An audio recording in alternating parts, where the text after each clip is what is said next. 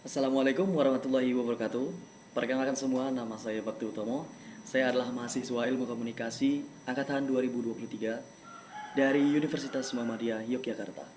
Dan NIM saya adalah 20230530 Saya dari kelas G. Pada kesempatan kali ini dalam mata kuliah Komunikasi Massa, saya akan mempresentasikan tema yaitu Use and Gratification Theory. Apa sih itu use and gratification? Jadi, dari katanya use yang berarti penggunaan dan gratification yang berarti pemenuhan. Jadi, use and gratification adalah bagaimana seorang individu menggunakan dan memanfaatkan media dan komunikasi dalam sehari-hari. Tentunya, dalam mereka menggunakan media untuk mereka mengonsumsi, mereka memilah-milih yang mana bagi mereka menguntungkan atau bagi mereka memuaskan untuk mereka mendapatkan informasi yang ada dari media tersebut. Di dalam komunikasi massa memiliki beberapa teori dan salah satunya kali ini kita akan membahas teori use and gratification. Nah, dari pengertian atau makna dari use and gratification, di situ dikatakan bahwa khalayak merupakan pihak yang aktif dalam mencari informasi di dalam media. Teori use and gratification pertama kali digunakan oleh Herzog tahun 1944 dan terus mengalami perkembangan. Pada saat itu, Herzog melakukan wawancara dengan penggemar opera sabun untuk mendapatkan penjelasan tentang penggunaan dan pemilihan media.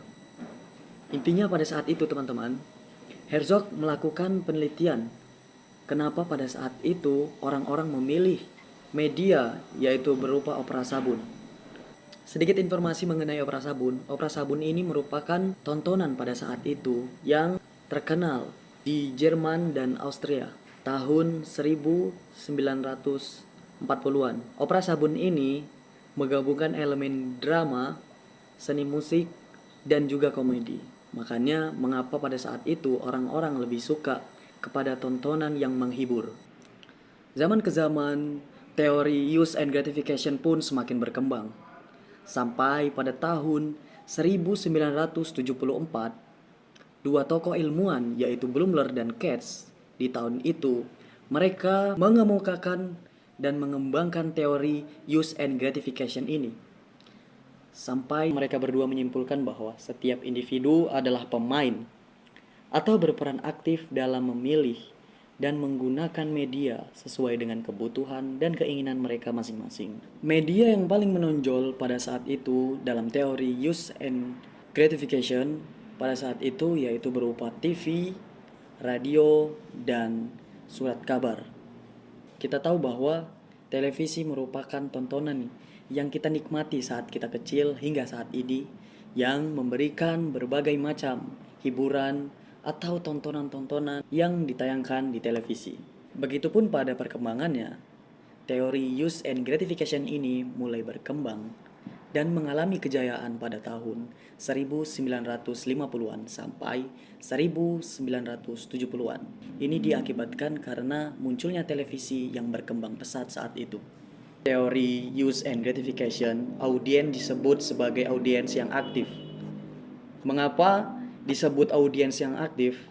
Dikarenakan pada teori ini, yaitu teori use and gratification, para audiens atau pendengar, pembaca, penonton sudah bisa memilih, mencari, dan mengonsumsi media sesuai dengan kebutuhan. Artinya apa? Bahwa audien di sini sudah bisa mengontrol atas dirinya sendiri untuk mencari informasi yang dibutuhkan oleh dirinya sendiri, dan tentunya memiliki kontrol atas diri mereka untuk bisa memilih informasi dan mencari kepuasan melalui media.